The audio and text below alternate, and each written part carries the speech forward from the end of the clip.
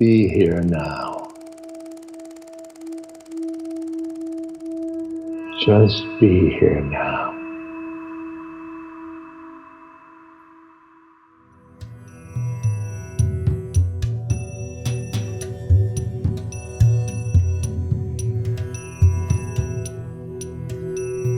Welcome to Living with Reality, a podcast featuring archived teachings and modern conversations with Dr. Robert Svoboda, brought to you by the Be Here Now Network.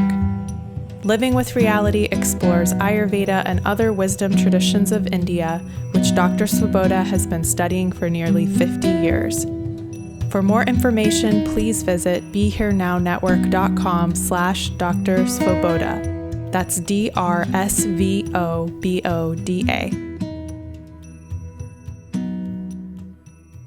Welcome to Living with Reality. I'm Paula Crossfield, your host and Dr. Svoboda's media manager.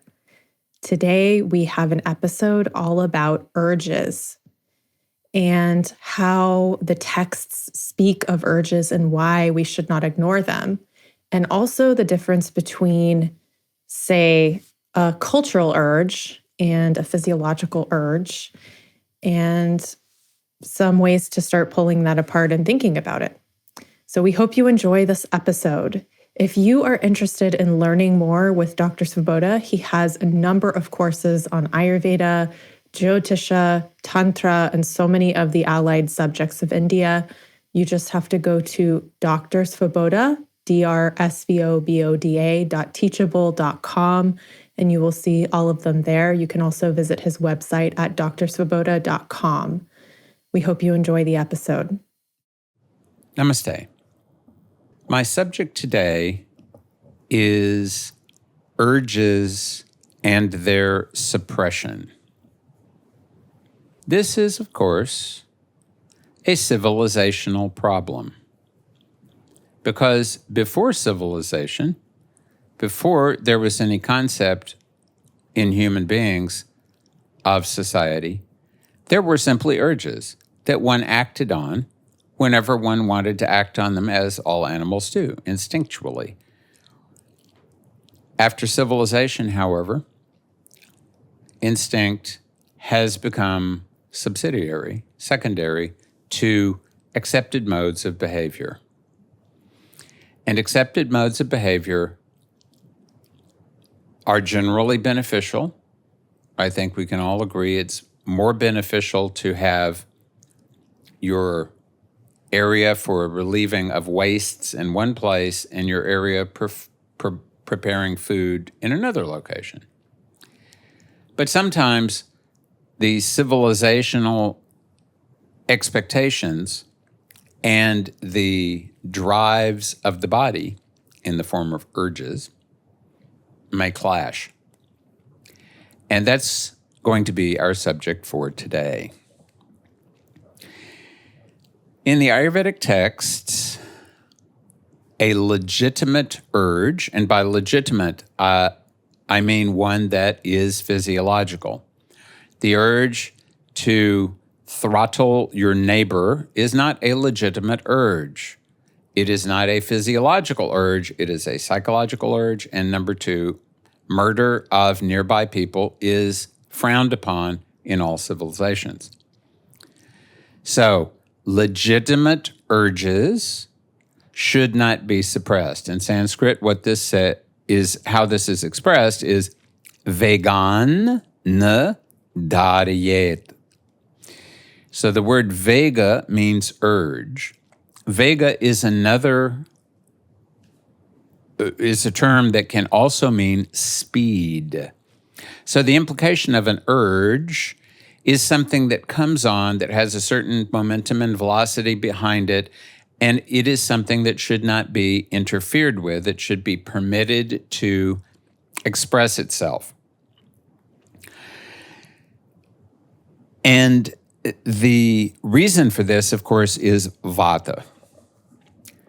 Because when vata, which is in charge of expelling all kinds of things from the body, when vata is not permitted to do its job of expelling whatever it is it's trying to expel, then it tends to become disturbed. And when Vata is disturbed, it disturbs everything else in the body. Remember that the distinction between prana and Vata is that prana is the life force. It is moving deep in the tissues. It is expanding into all parts of the organism. It is harmonious. It promotes harmony. And it not only delivers life, it also preserves life. Vata is out of balance, eccentric, meaning off-center. It is excessive in certain areas, insufficient in other areas. It causes things to get knotted up. It causes things to become obstructive. It creates disturbances. It impairs or interrupts harmony. So everything that we can do to keep Vata flowing appropriately and agreeably is something that we should do, because good management of all of the many things that are flowing in our bodies is essential if we want to maintain good health. And good management of flow requires discipline. So, and one of the disciplines is the discipline of allowing those things that Vata is insisting on being expelled from the body to be expelled from the body.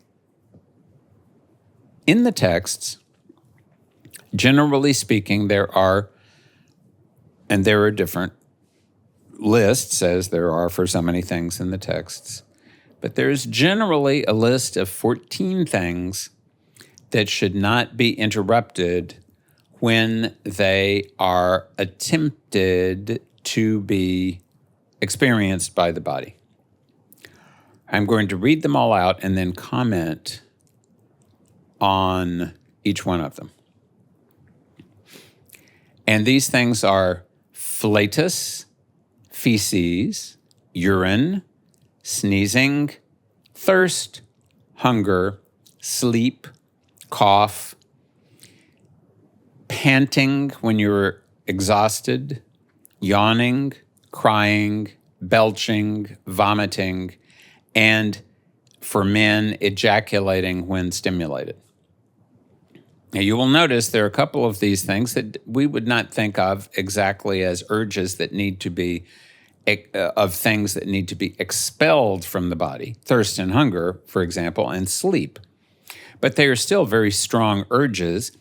And in fact, these three things and the emphasis on ejaculation are aspects of Ayurveda that are in another enumeration, because Ayurveda is fond of enumerating things. There is a group called the 3 pillars of life. Those pillars being digestion, sleep, and sexual energy. If you have good digestion, good sleep, and you are using your sexual energy well and properly, then you are supporting your life as if you had erected some very large pillars under the roof of your life, and they were supporting that life roof, and you were comfortable underneath it. The implication being that if your digestion is not good, your sleep is not good, and your sexual energy is not balanced so that it is circulating well within you, so that your shukra dhatu, your reproductive juices, are not being properly transformed into ojas, which is the very subtle substance that creates immunity, creates the aura, and causes the integration of body, mind, and spirit together. If those 3 factors are not being properly addressed, if they are not in a harmonious state, then your life is as if you're living in a building whose supporting beams have been compromised and the roof could fall in on you at any moment. So it is for this reason that these are particularly mentioned in this group of vegas, of urges that must not be suppressed. When you are hungry, you need to eat. Of course, this means when you are physiologically hungry, not psychologically hungry. And there is a dramatic difference between these two. And you need to keep reminding yourself of what it feels like to be physiologically hungry. And it is for this reason that it's good to fast periodically. One of the reasons to fast periodically is to allow all the metabolic toxins from your system to be thrown out of your body. Another reason is because both your body and your microbiome needs some time not to be taking things in, but rather to simply be resting and not acting on all of the things that you expect them to act on.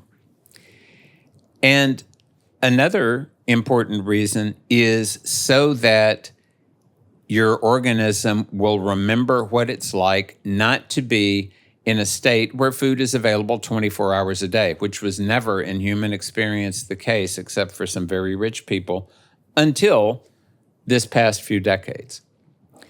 So, being able to determine when you're physiologically hungry, paying attention to when you're thirsty, because all too often we suppress the urge of thirst, and a large percentage of modern people are chronically dehydrated because of this. And that is actively interfering with their health and their well-being. So we do want to pay lots of attention to thirst and hunger. And when we feel the urge to sleep, for example, then it's important to go to sleep. Even if for a minute or two, go to sleep, allow your body to feel that urge, because if you interrupt any kind of urge too often, one of the things that will happen when you interrupt it is that your body will start paying less attention to it because it thinks you don't want to pay attention to it for whatever reason. Then you will get less urges to go to sleep, then you will find it more difficult to facilitate the movement of your organism into sleep.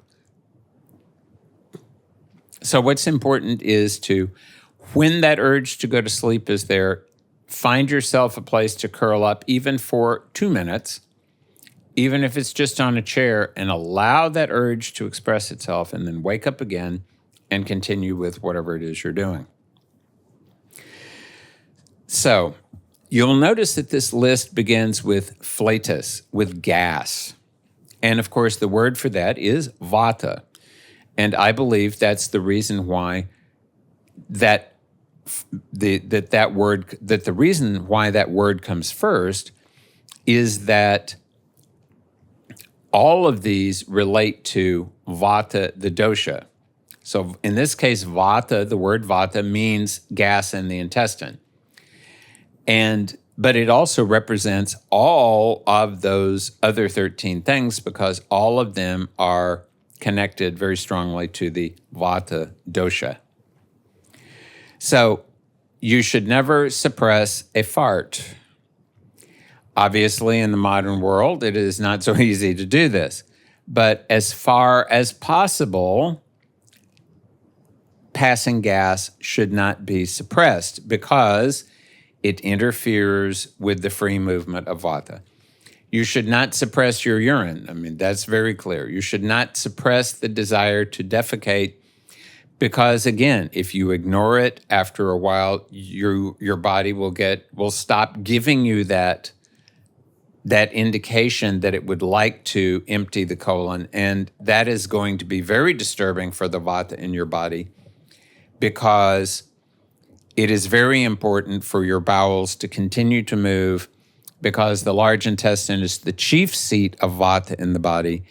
And if the bowels are moving well, then the rest of the vata in the body is going to, generally speaking, be working well. So these 3 items removing gas, feces, and urine, waste products, extremely important. And that's why they come first. Deal with them first. Next comes sneezing. As we know, sneezing should not be obstructed. In fact, there have been cases where people have damaged their eardrums by trying to suppress sneezing. So this is not just a theoretical, maybe my vata will go out of balance kind of problem. This is a very potentially practical problem. Coughing. Suppressing a cough can also aggravate vata, irritate the throat, disturb the physiology of your head and neck. The word for exertion that is used in this group is shrama.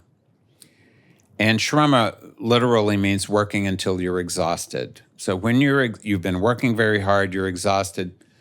If you have been working properly, you've been pacing yourself, you have been breathing well, and you are able to continue breathing in a nice, controlled way through your nostrils. But if you have overdone it and you start to have to pant for breath, you need to do that and not try to restrain yourself abnormally. Ideally, what you do is you exert in such a way that you only breathe through your nose, and therefore you are not going to get to the point where you're so exhausted you have to pant for breath. But if you have reached that stage, then acknowledge that reality and move ahead from there. The next in the list is yawning. Do not suppress a yawn. That can also disturb muscles and what have you. The next is crying. And this is said to be potentially physiologically damaging in that you might obstruct some pathway of your tear duct or something like that. But it's also even more the point that when you're crying, you're releasing emotion. So what you want to do is not interfere with the proper release of emotion. The next two in particular are important because of the upward movement nature of vata, upwardly moving nature in a way that is not usually the case. The first being burping or belching, and the other being vomiting. So when there is air in the stomach, it needs to come out because otherwise it will go down into the intestine and possibly disturb the intestine before then it is passed in that way. And vomiting is a way of the organism getting rid of something that it really doesn't want to digest. So if you restrain it from doing that, then it will be very possibly taking in something that will not be good for it. Now, in all of these cases, it's important to remember that the Ayurvedic texts were written at a time when life was a lot simpler.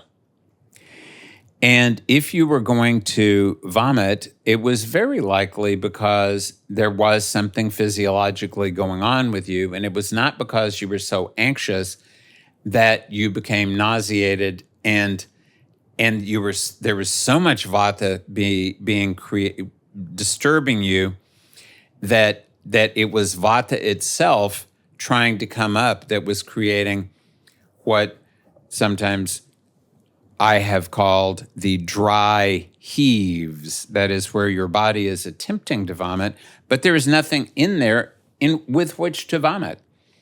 And so it is happening. That happens either because you have a condition in which you have brought up so much material that there's nothing left to come up, but your body is still trying to throw things out. Or it is because you have become so fearful or more likely so anxious that you can't any longer restrain that vata that is being created by that fear or anxiety, and it has to come out in some way. Sometimes when people are afraid, it will cause them to vomit. Sometimes it will cause them to defecate. The body is preparing for a fight or flight response, and it is stabilizing itself in that moment at the best way it can. And while there's still plenty of things to fear in the world, it is more common, especially nowadays, for there to be anxiety. And so this is something that was not so common in the past, and therefore did not appear in the Ayurvedic texts to a substantial degree, but it is something that's very important, something we need to evaluate because it is part of today's reality. So for a moment, let's consider the difference between anxiety and fear. Anxiety is oriented towards the future. Fear is oriented towards the present. That's an important distinction, because in the past, why worry about what's going to happen in the future? Let's worry about today. Are the Mongols coming over the hill today? If they're not, we can relax briefly. If they are, then we need to act immediately. We can't worry. So there was no use in being anxious all the time back then, because often there were problems you had to deal with immediately.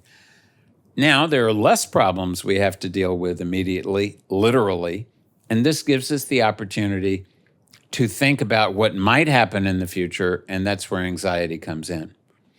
Fear is short-lived. Anxiety is a long-lasting situation. Fear focuses on the present. Anxiety focuses on what might happen in the future. It's a projection. Fear is specific. There's a specific threat. That's what I'm afraid of. Anxiety is diffuse. It's broadly focusing on what may be a threat. And fear motivates you to try to escape from that threat, whereas anxiety motivates you to simply become more anxious because there is such uncertainty, and that very excess of uncertainty in many people makes it difficult to find a way to cope constructively. So anxiety is in very much a vata kind of aggravation, but it differs from these vegas, and it differs from fear by being chronic. All these vegas are natural manifestations of concentrated vata that is looking for a way out of the body and has a way out of the body. Anxiety is not concentrated, it's not focused, and it has no way out of the body. But it also causes vegas, and we call those panic attacks. So this is a vega that should also not be suppressed, but it also should not be reinforced. And that's what often happens, being reinforced by breathing shallowly and letting the thoughts do whatever they want to do, and tensing up, becoming constricted. And the more constricted you become, the less the opportunity for vata to circulate, and the more that constriction aggravates vata further, and that aggravation of vata is going to create more anxiety.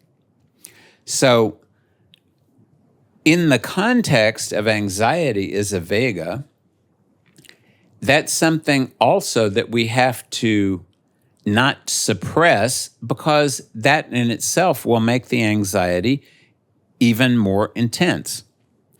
But we also have to understand that letting that flow freely and going into the panic attack is not going to solve the problem either, because it is not a natural urge. So it is an urge, but it is not a natural urge. So because it is not a natural urge, then we have to deal with it in some other way. Because we have to find a good way to return to a situation where things are flowing properly. We need the flow to become proper. We need good flow. And that good flow is, remember, in Sanskrit we call sukha, good space. There has to be space in which there is going to be flow. And this is why Vagbhata says that those who speak the truth, who never become angry, who lead a spiritually pure life, and who are always serene, are considered to be rejuvenated daily. So, obstructing these various urges is going to aggravate vata, and that will have the opposite effect from rejuvenation. But in addition to that, there are other things that we need, other positive urges that we need to develop. The urge to remain calm. Remaining calm is not always an easy thing to do, especially when you're feeling anxious, especially when people are attacking you for what they may have imagined you have done, and which in fact has nothing to do with the actual reality of the situation.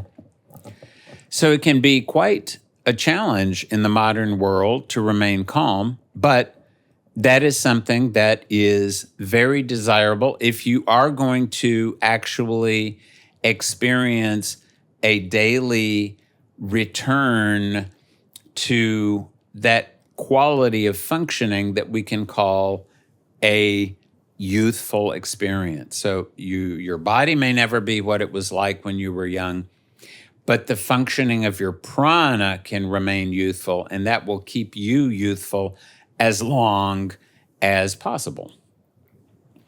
So remaining calm, number one. Speaking the truth. And speaking the truth, of course, also, it's not just a matter of speaking the truth. It has to be spoken in such a way that it is not hurtful, that it is offering a scenario that will encourage harmony to be, if not already present, to be manifested, and if already present, to be maintained. And truth itself is a reflection of good flow. That very word, sattva, rajas, and tamas, but sattva is also a word that Ayurveda uses to mean the mind. Sattva literally means the condition of being real or being true. So that is what the job of the mind is. The job of the mind is to accurately take in information from the sense organs, accurately understand the situation, and accurately forward this information to the faculty of discernment so that decisions can be made. And that good decisions can only be made if the mind is truthfully telling the faculty of discernment the real situation. So if you are seeing the situation and you are pretending that it is something else, if you're not telling the truth to yourself, if you're lying to yourself, you're the one who's going to be damaged by it, because you're going to make decisions based on a wrongful appreciation of what a particular situation is. When you suppress the truth from yourself, then you obstruct the movement of prana in your system, because for us, prana is truth, prana is reality. And aligning ourselves with prana means accepting whatever reality we happen to be in, however comfortable or uncomfortable that reality might be, and then addressing it in a meaningful way, strategizing and acting without being tied up in knots by anxiety or inertia or anything else that might impair our ability to interact with reality in an appropriate way. We could almost suggest that there is an urge to speak the truth. It is natural to speak the truth. And when we follow the dictates of that urge, it benefits us immensely. Remaining calm and not becoming angry is important because anger has an inflammatory response on the system. Anger is hot. Inflammation is hot. So you're literally burning yourself when you become angry.